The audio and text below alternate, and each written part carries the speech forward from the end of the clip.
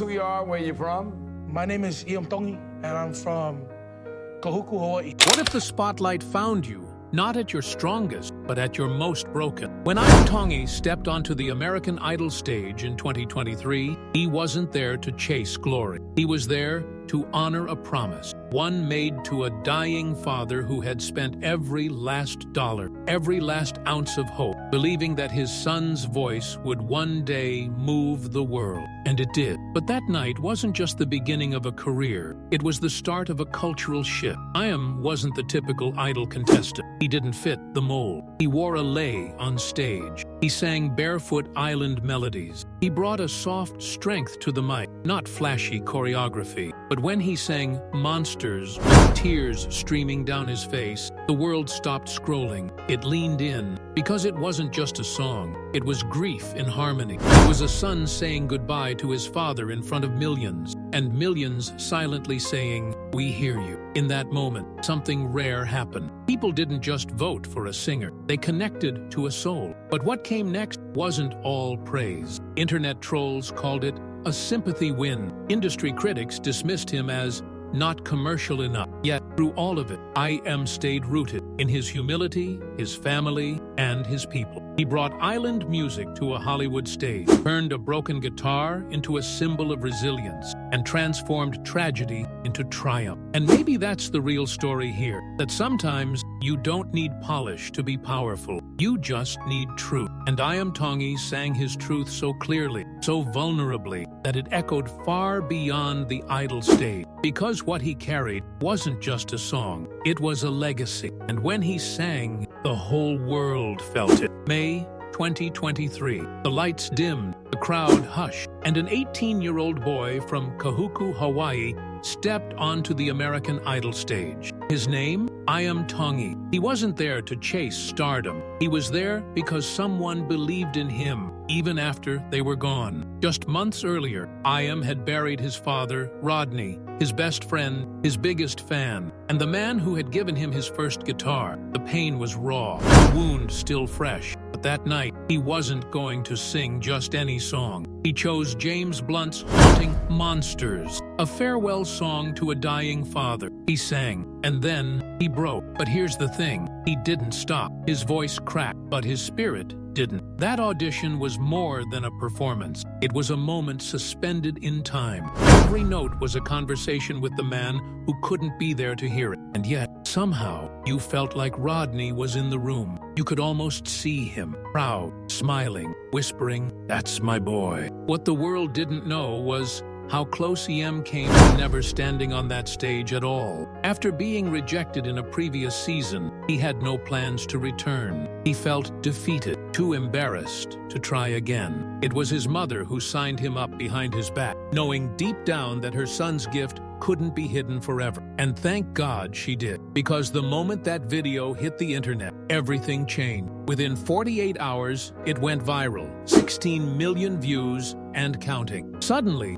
a quiet teenager from Kahuku was the face of a movement. His voice, tender, imperfect, heartbreakingly real, spoke to people who had lost someone, who had struggled, who had doubted themselves. He wasn't chasing fame, he was chasing healing. And the guitar he clutched that night, it wasn't just wood and strings. It was the final gift from a father who had spent his last Christmas bonus to buy it. That guitar had seen pain, promise, and now history. So when Iam cried in that moment, we all cried with him, because sometimes the bravest thing a person can do is keep singing through the tears. With tears rolling down his cheeks, voice trembling yet unwavering, he kept singing. Not just with his mouth, but with his memory, with his grief, with everything he had left of his father. By the time the last note echoed into silence, everyone, judges, audience, America, was breathless. In 48 hours, the audition had gone viral. Over 16 million views, over 100,000 new followers to the Idol page. He didn't just sing a song, he started a movement. But fairy tales aren't forged in the spotlight, they're tested in the shadows. And for Iam Tongi, that test came fast. Just days after that breakout moment, during the grueling Hollywood week, disaster struck. Iam's guitar, the very one his father gave him, the one that had become an extension of his heart, broke, shattered. It wasn't just an instrument, it was a connection, a lifeline, a final piece of his dad he could still hold in his hands. And now it was gone. To anyone else, it might have seemed like a simple inconvenience. After all, guitars can be replaced, but not this one. This guitar was the last Christmas gift his father had given him, paid for with the money he earned from a holiday job. Every scratch on it held a memory of living room jam sessions, of long talks about dreams, of a father's unwavering belief in his son's gift. Iam had made a silent vow to his father. He'd carry that guitar with him through every performance. It wasn't superstition, it was honor, a promise, a way of saying, we're doing this together. So when the guitar broke during a high-stress make-or-break week in the competition, it felt like his foundation had crumbled beneath him. His voice began to falter, the pressure mounted, the lights got hotter, and the grief he'd managed to keep tucked away came roaring back. He stood in front of the judges, trembling, not because of stage fright, but because he felt like he'd let his father down. With tears spilling onto the stage, he admitted the truth. I promised my dad I'd play every show with that guitar. It was one of the rawest moments of the season. But sometimes, breaking is the beginning of becoming. That moment forced Iam to find something new inside himself, an inner fire, a self-belief that had been buried beneath his loss. When he stepped on stage the next time without the guitar, he didn't just perform. He proved that his strength had never been in the strings. It had always been in his soul. Because when everything else falls apart, what's left is who you really are. But fate wasn't finished. As if the universe wanted to see how much he could bear, his voice started giving out. Stress, exhaustion, grief, it all crashed in on him. And in front of the judges, Iam wept, not out of fear of elimination, but because he felt like he'd broken his promise to his dad. He told them, I promised my dad I'd always use that guitar. That was our thing. But what happened next changed everything. Lionel Richie looked at him and said, you don't need that guitar. You've got the gift. So for the first time, Iam walked on stage without it. No shield, no safety net. Just a boy with a cracked heart and a voice that refused to quit. And when he sang, it wasn't less. It was more. It was raw, real, radiant. That was the moment the world stopped seeing him as a sad story and started recognizing him as an artist. Because resilience like that, it doesn't come from talent, it comes from love. Hollywood Week was supposed to be Iam's breakout, but instead, it nearly broke him. First, his cherished guitar, the same one his dad had bought with his holiday paycheck, snapped. Then, his voice began to falter under pressure. He was heartbroken. He felt like he had failed the promise he'd made to his dad, to always perform with that guitar. He cried in front of the judges, but Lionel Richie, Katy Perry, and Luke Bryan didn't just see a contestant, they saw a fighter. So Iam did the unthinkable. He walked onto that stage without the one thing that had always given him strength. That guitar wasn't just an instrument, it was his armor, his link to home, his father's voice when the world got too loud. Performing without it felt like walking into battle barefoot, but he did it anyway. In that silence, stripped of every comfort, he discovered something even more powerful, his own voice. And that moment of vulnerability turned into one of the most pivotal turning points of his idol journey. What the cameras didn't fully show was what happened behind the scenes. Iam later said that in that moment of loss and pressure, something shifted in his heart. He began to feel like his father was no longer in the guitar, but in him. That maybe, just maybe, breaking the guitar was a way for his dad to say, you don't need that anymore, you're ready. The next time he performed, people noticed a change. His posture, his presence, his belief in himself. The boy with the broken guitar returned to the stage with something more, quiet confidence. The kind that isn't handed to you, it's earned through fire. Even the judges commented on his growth. Lionel Richie told him, you've stepped into your own. By letting go of the guitar, Iam didn't lose his strength. He uncovered it, because true strength isn't about holding on. It's about knowing when you can finally let go. He got back on that stage without his guitar, alone, vulnerable, and stronger than ever. Because maybe, just maybe, his father's final message wasn't about a guitar. It was about standing tall without it. When Iam Tongi made it to the finale, no one expected what came next. He returned to the song that started it all, Monsters. But this time, James Blunt joined him on stage. The air was electric, the moment sacred. Halfway through the performance, emotion took over. Iam broke down again. But this time, he didn't fall. He rose, and millions rose with him. Blunt later said he broke down in tears, and then you suddenly realize the desperation of that moment. It was a real moment. When the confetti fell and Iam Tongi was crowned the newest American Idol, it should have been the perfect ending. But what came next wasn't. Almost immediately, social media lit up with hate. Critics called it a sympathy win. They said his story, not his voice, had swayed voters, that his grief, not his talent, won the crown. Some even accused the judges of manipulating emotions, but those closest to him, like runner-up Megan Danielle, weren't having it. She defended him, saying, "Iam is so deserving. He's humble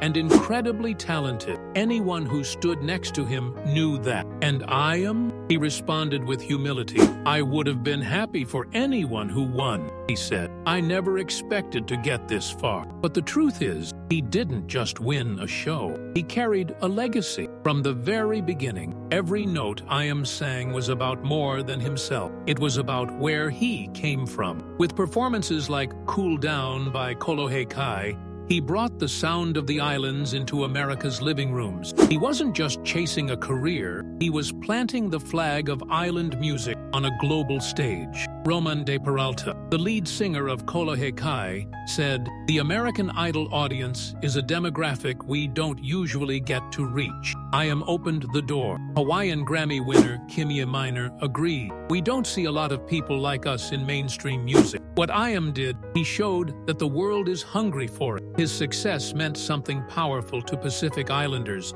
and Asian Americans who had rarely seen themselves on such a stage. He wasn't just a contestant, he was an ambassador. Long before the stage lights and screaming fans, Iam was just a kid from Kahuku, a small town on the north shore of Oahu. In 2019, priced out of paradise, his family moved to Washington. He attended Federal Way High, later transferring to Decatur High School. A blend of Samoan, Tongan, and Irish heritage, and a member of the Church of Jesus Christ of Latter-day Saints, Iam had already known struggle, already tasted sacrifice. He picked up the ukulele in 5th grade. By 13, his father gave him the guitar that would one day carry him to fame. And unknown to many, he had already released music. His 2020 single, Dreams, was written for his sister's wedding. Later came Gone, The Winner Takes It All, and others, each dripping with soul and sincerity. Winning Idol was just the beginning. After the show, Iam hit the road, touring alongside close friend Oliver Steele, another Idol contestant. Their friendship,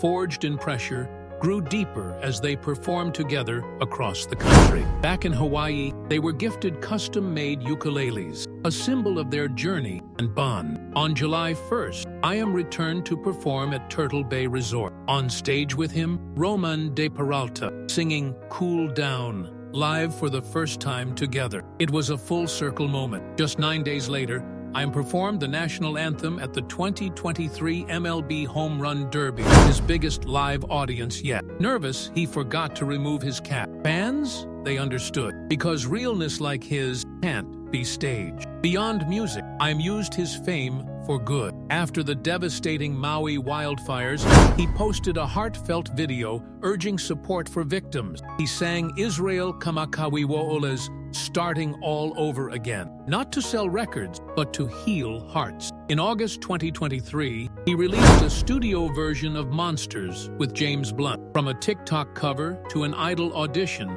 to a duet with the original artist, the song had become his anthem. That fall, he released the original single, Why Kiki, followed by his Christmas EP. Then came the call that changed everything. Disney asked him to sing Hawaiian Roller Coaster Ride for the live-action Lilo and Stitch. When he returned to the Idol stage in 2025, not as a contestant, but as a guest, he sang it with pride, representing not just a character, but a culture. But while his career soared, Iam was also transforming behind the scene. In a 2025 People magazine interview, he revealed he had lost 115 pounds through a personal journey marked by dedication, early mornings, and a whole lot of heart. His routine included regular walks, workout sessions, sauna sweats, and plunges into ice baths that jolted his body and mind into discipline. "I feel amazing," he said. "I feel great." And he wasn't just talking about the number on the scale. This transformation wasn't about chasing a look for the cameras or fitting into the mold of a pop star. It was about reclaiming his health, his energy, his future. For Iam, weight loss wasn't the goal. It was the side effect of showing up for himself every single day.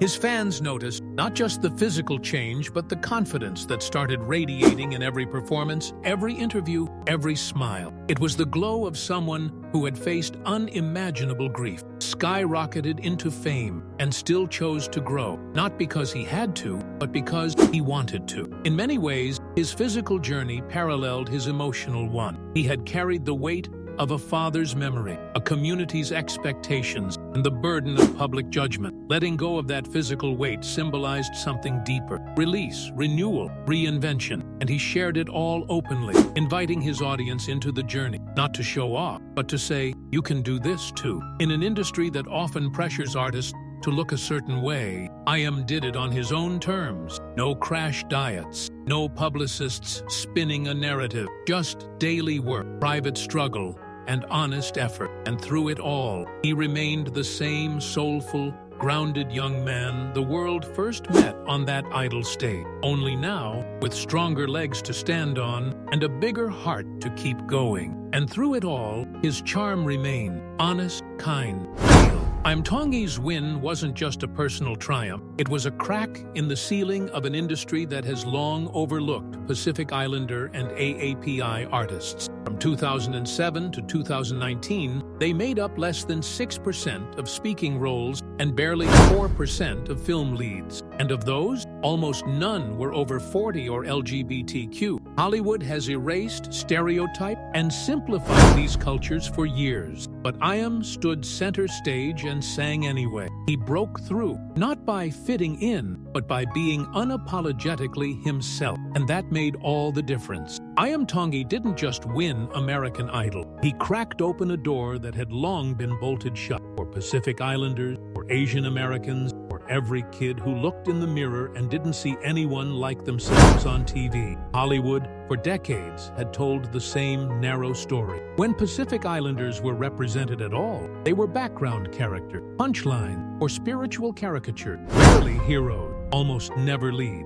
and never fully human. But Iam didn't play by those rules. On the most mainstream stage in American entertainment, he showed up in an aloha shirt, sang songs rooted in island life, and let his curly hair fall naturally. He didn't tone down his accent. He didn't mold himself to fit the industry. Instead, he made the industry bend just a little to him. His win wasn't just a personal triumph. It was a cultural reckoning, a declaration that Pacific Islander voices belong, not on the sidelines, but in the spotlight. And he didn't stop there. In 2025, Disney asked him to record Hawaiian roller coaster ride for the Lilo and Stitch live-action remake. That wasn't just a gig, it was symbolic. A Pacific Islander lending his voice to a story about his people, their joy, and their traditions. For the API community, especially the Pacific Islander youth, Iam became a living reminder that their stories matter, that they deserve to be seen not as tropes or tokens, but as led characters in their own narratives. Iam Tongi didn't just make history, he made space.